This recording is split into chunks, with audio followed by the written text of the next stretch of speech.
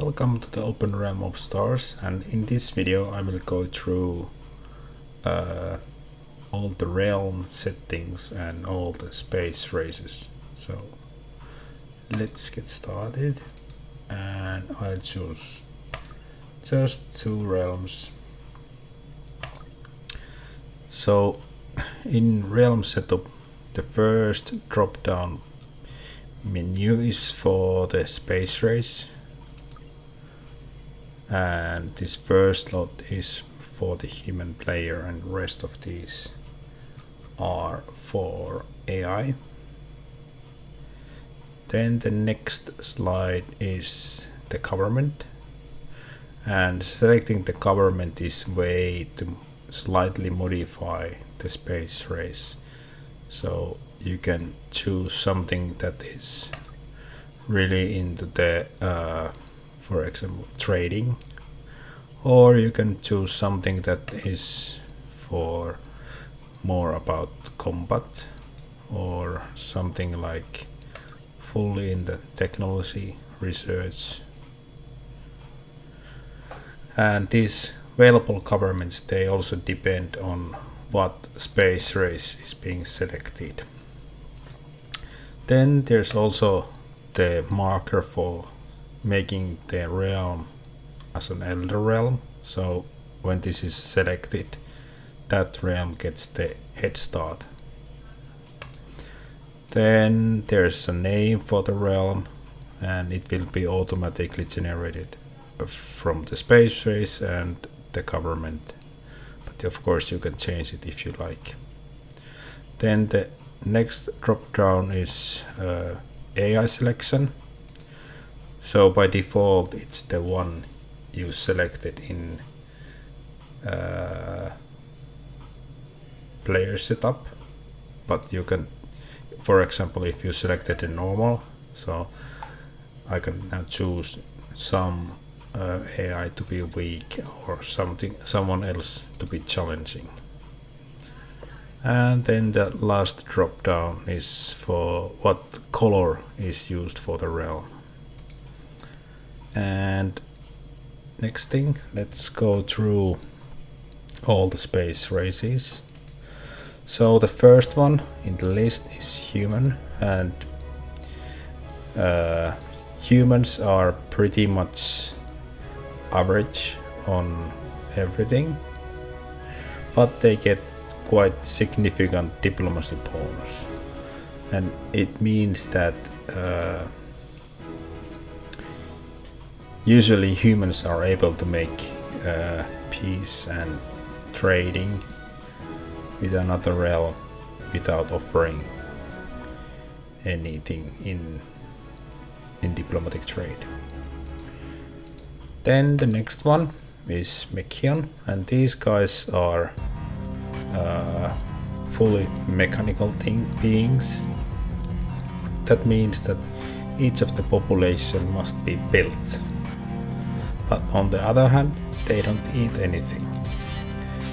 So it means that usually when someone is playing with the Mechions, the production is a bit slower in the very start, because they need to build every population, but when they get more and more population, it will start producing very much of the production and mining, since people doesn't need to eat there. Only drawback is that each 4 population costs 1 credit. Then the third one is Spoke, and this is quite similar as the humans, but they got quite much of negative bonus on diplomacy, but on the other hand they get better combat in the beginning, and they get 1 extra scout, so they can find more planets in the beginning. And these are kind of aggressive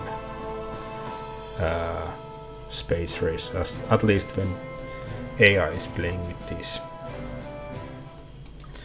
Then the fourth one is called crayons, and these are the scientific rays in this open realm of stars. Then the fifth one is Centaurs, and these are in description they are huge and big creatures, and because of that they have more rigid ships, which means that all of their ship components have one extra hull point. So if they have like a destroyer level 1 is actually same as the other realms destroyer level 2. But there's a drawback. These guys can live on about 1/3 of the planets because the maximum radiation is 3. And all the planets they have a radiation between 1 and 10. And if we compare, for example, humans, they have a maximum radiation 4. Mechions, since they are mechanical things, they handle very big radiation. They have 8. Spokes have 5. Crayons, I don't remember. Let's check. Maximum radiation 6. Then the 6th space race is called Mothoids. So these are insect creatures which can have a hive mind as a government type, and they also grow population very fast, only 6 turns, and they have a quite lots of culture production, 150% of culture production. But the drawback is that they don't have any defense technology in the start, but they actually get 1 planetary improvement in the start. Then there's the Theotides. These are mix of scientific and military race, and their biggest advance is that all of their ships they have a built-in cloaking device. So it means that their ships cannot be seen unless other fleet has at least the very first scanner in use. So these are actually quite good hiding in the space in the very beginning because their ships are cloaked. Then there's the Scaurians, and these are the traders of the open realm of stars. So they get extra money when they trade with the others, and also trading planetary improvements give more credits.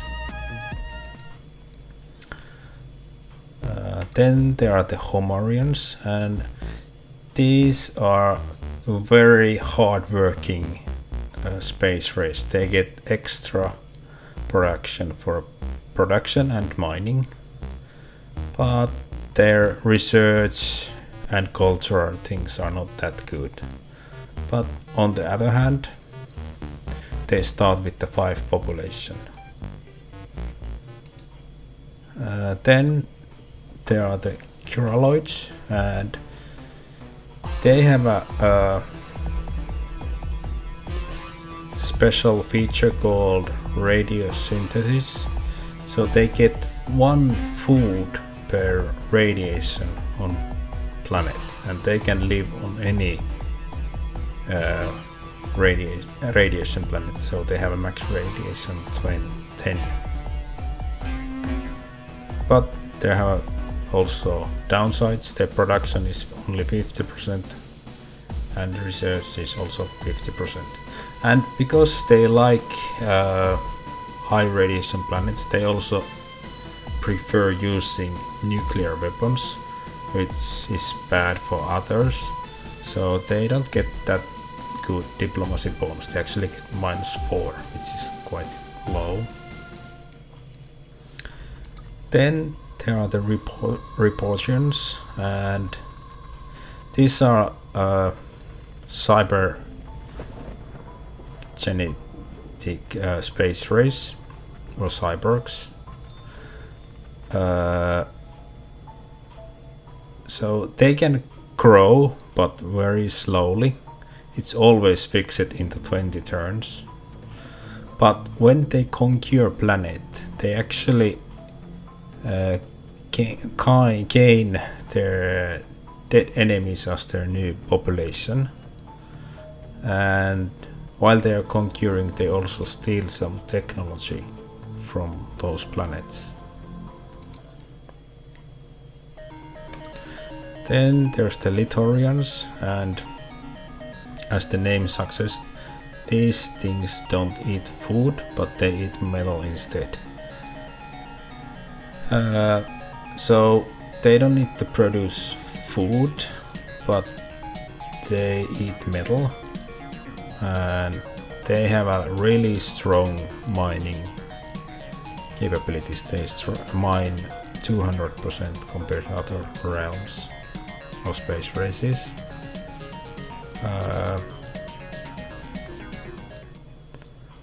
Then there's Altarians, and these are also quite unique space races because they don't actually live on the planet, they live on the space orbitals.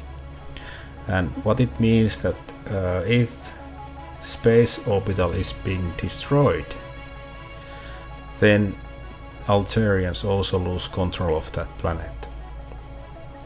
And since these are like zero-G creatures, their actual production and mining is quite low, but they are very good in researching technology.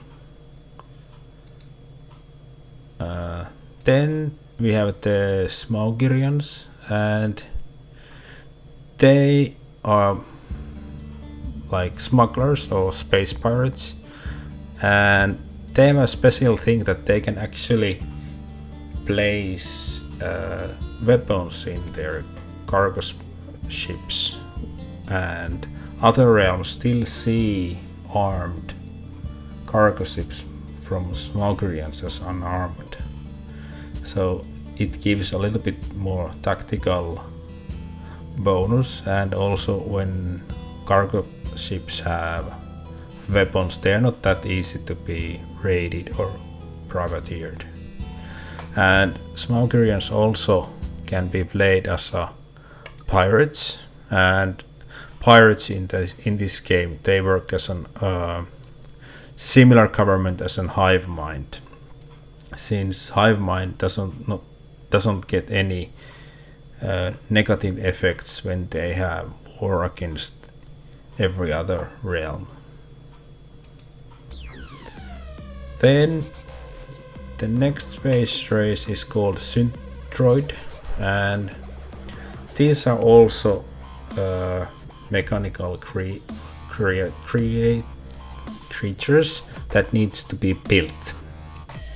But when compared to Mechions, they eat some food, so they don't totally live without eating, so they require 50% of food compared to other realms. So it's a little bit like between Mechions and humans. And then the final space race is called Alonian, and they are also quite average, but they don't have a starting planet. Instead, they have 4 scouts and 2 colony ships in the beginning. And they also gain 1 research point when they don't have colony ships orbiting on planet. I mean, when the colony ships is in deep space, they get 1 research point. And also space stations or starbase laboratories give 1 extra research point. And yes, that was the final space race, and thank you for watching.